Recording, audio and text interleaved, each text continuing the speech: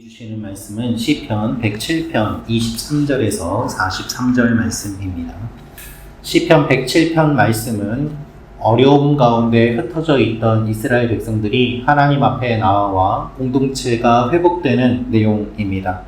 오늘 말씀을 통하여서 우리가 알 수 있는 몇 가지 내용이 있습니다. 첫째로 폭풍은 하나님의 주권 아래에 있습니다 라는 것입니다. 폭풍은 하나님의 주권 아래에 있습니다. 우리 25절부터 27절 말씀 다시 한번 읽도록 하겠습니다. 시작. 여호와께서 명령하신즉 광풍이 일어나 바다 물결을 일으키는도다. 그들이 하늘로 솟구쳤다가 깊은 곳으로 내려가나니 그 위험 때문에 그들의 영혼이 녹는도다.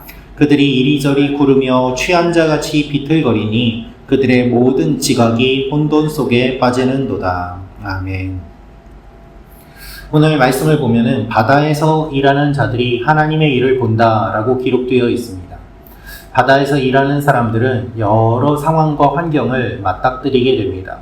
폭풍을 맞이하게 될 때에 갑자기 구름이 다가오고 바람이 불고 거센 폭풍이 일며 파도에 배가 이리저리 흔들리게 되면 사람들은 자연히 하나님을 찾을 수밖에 없고 하나님께서 이 모든 일들을 하신다라고 생각할 수밖에 없는 것이지요. 땅보다는 바다가 더욱더 환경이 격변하는 일들이 많기 때문에 그들이 하나님의 일을 볼 수밖에 없음을 이야기하고 있습니다. 하지만 오늘 말씀을 보면은 여호와께서 명령하신즉 광풍이 일어나라고 기록되어 있습니다. 하나님께서는 폭풍을 잠잠하게도 하시지만 때로는 폭풍을 일부러 일으키셔서 사람들을 혼란케 하는 분이시기도 합니다. 하나님의 주권으로 재앙을 허락하시고 하나님의 주권으로 배가 흔들리게 하십니다. 그래서 오늘 말씀을 보면은 바다 물결 때문에 배가 하늘로 솟구쳤다가 깊은 곳으로 내려가는 상황을 묘사하고 있습니다. 그 위험 때문에 그들의 영혼이 녹는도다라고 표현하고 있는 것이죠. 여러분, 작은 배의 흔들림에도 우리가 멀미를 하지 않습니까? 그런데 본문에 기록되어 있는 내용은 큰 파도로 말미암아 높이 솟아올랐다가 또 깊이 그 아래로 가라앉는 그와 같은 일들을 묘사하고 있는 것입니다.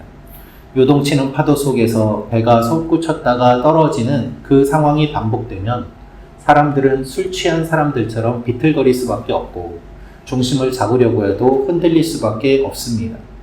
그들의 지혜와 지식은 다 소용이 없어지고 모든 것이 삼켜지는 그 순간에 그들은 하나님 앞에 기도할 수밖에 없는 것이죠. 인간의 무력함을 묘사하고 있습니다. 우리의 삶에도 이와 같은 일들이 일어날 때가 있습니다. 갑자기 일어나는 여러 일들이 있습니다. 폭풍이 있습니다.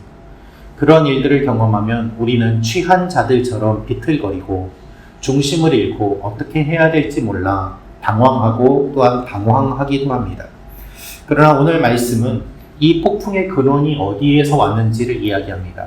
여호와께서 명하시네라고 하면서 이 폭풍이 우리를 파멸시키기 위해 온 것이 아니라 하나님의 행사와 기적을 보게 하기 위해 온 것임을 알려주고 있는 것이죠. 하나님은 폭풍 가운데서도 우리를 인도해 주십니다. 폭풍은 하나님의 주권 아래에 있습니다. 오늘 우리의 삶은 하나님의 주권 아래에 있습니다. 나에게 일어나는 모든 것들, 하나님께서 이 세상의 모든 것들을 오늘도 주관하며 이끌어 가심을 믿고 나아가는 여러분과 제가 되기를 주님의 이름으로 축원합니다. 두 번째로 알 수 있는 것은 하나님께서 참된 평안을 주십니다 라는 것입니다. 하나님께서 참된 평안을 주십니다. 30절부터 32절 말씀 같이 읽겠습니다. 시작. 그들이 평온함으로 말미암아 기뻐하는 중에 여호와께서 그들이 바라는 항구로 인도하시는도다. 여호와의 인자하심과 인생에게 행하신 기적으로 말미암아 그를 찬송할지로다. 백성의 모임에서 그를 높이며 장로들의 자리에서 그를 찬송할지로다. 아멘. 폭풍을 잠잠하게 하시는 하나님이 항해자들이 바라는 항구까지 직접 인도하신다라고 되어 있습니다. 여호와께서 그들이 바라는 항구로 인도하시는도다.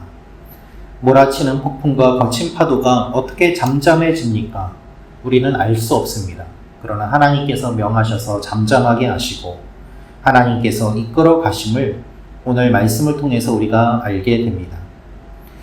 시편 107편은 포로에서 돌아온 백성들이 공동체가 되어 하나님께 예배드리는 내용이라고 말씀드렸습니다. 하나님은 광야와 사막에서도 인도해 주시고 하나님은 바다를 건너오는 하나님의 백성들도 인도해 주십니다. 그래서 광야의 어려움을 겪고 예루살렘에 모이는 사람들, 이 바다의 풍랑을 겪고 예루살렘에 모이는 사람들, 그들이 다 하나의 공동체가 되어 하나님 앞에 찬양을 드릴 때 하나님께서 우리를 이렇게 인도해 주셨다라고 함께 그 간증을 나누며 찬양하는 일들이 오늘 말씀에 기록되어 있는 내용인 것입니다. 하나님은 땅에서도 바다에서도 우리를 인도해 주십니다. 어떠한 경우에서도 하나님이 우리를 이끌어 주시고 우리의 삶은 하나님이 인도해 주시는 여정인 것이죠. 그래서 결국 우리를 기쁨의 항구에 닿게 하십니다. 힘든 폭풍이 몰아쳐도 반드시 잠잠하게 하시고 기쁨을 누리게 해주시는 분이 우리 하나님이시기 때문에 우리가 하나님 앞에 신실하게 진실하게 나아갈 수 있는 것입니다. 오늘도 하나님께서 우리를 인도해 주심을 바라보며 이 기쁨의 항구에 닿을 것을 소망하며 나아가는 여러분과 제가 되기를 원합니다. 마지막으로 알 수 있는 것은 지혜로운 자는 역사를 다스리는 하나님을 봅니다 라는 것입니다. 지혜로운 자는 역사를 다스리는 하나님을 봅니다. 우리 40절부터 43절 말씀 같이 읽겠습니다. 시작.